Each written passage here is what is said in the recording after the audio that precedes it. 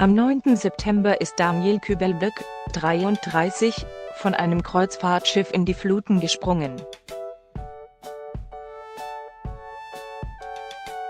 Seitdem gibt es von dem DSDS-Star kein Lebenszeichen mehr. Der Tag ist entscheidend.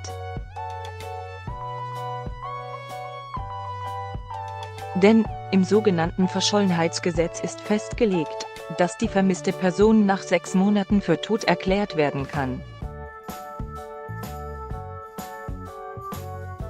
Diese Zeit ist nun um.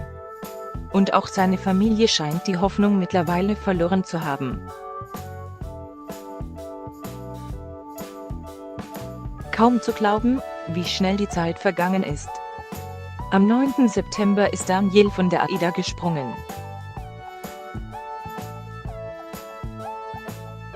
Warum er den vermuteten Freitod gewählt hat, ist bis heute unklar. Von Kübelböck fehlt jede Spur. Pausenlos wurde damals nach dem Sänger gesucht. Doch die Chancen, ihn lebend zu finden, wurden immer geringer.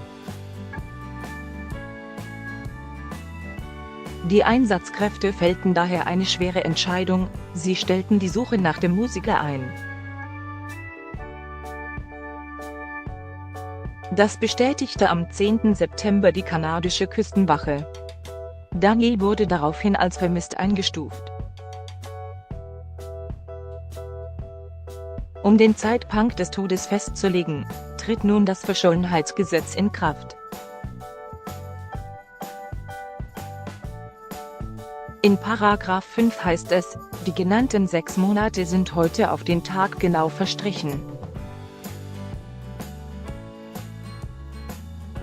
Aufgrund der kalten Wassertemperatur gingen Experten davon aus, dass Daniel Kübelböck nicht länger als 24 Stunden hätte im Meer überleben können.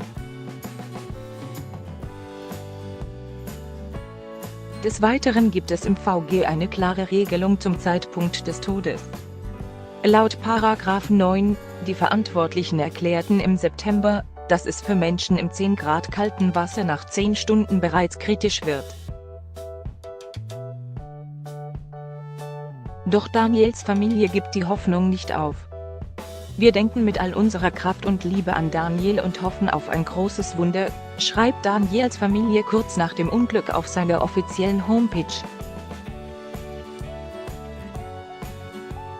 2 Monate später, Anfang November, meldete sich seine Oma zu Wort. Sie habe laut Bunte geträumt, dass Daniel mit 2 Männern in einem Boot von der AIDA verschwunden sei. Sein Vater ergänzt, doch es scheint so, als hätte die Familie nun eingesehen, dass es Zeit wird, mit dem tragischen Fall abzuschließen. Vater von Daniel Kübelböck: Ich werde ihn für tot erklären lassen. Günther Kübelböck hat die Hoffnung aufgegeben. Nun will er auf das Verschollenheitsgesetz zurückgreifen und von diesem Recht nun Gebrauch machen.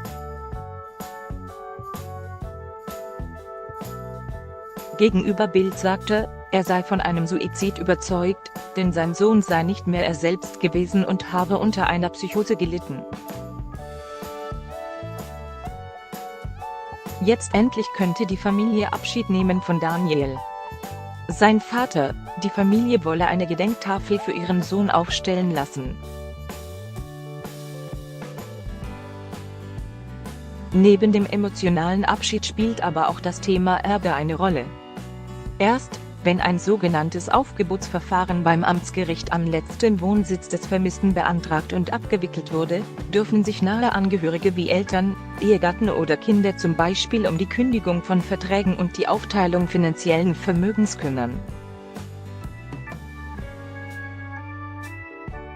Obwohl Daniel Kübelböck erfolgreich war, sagt sein Vater jetzt: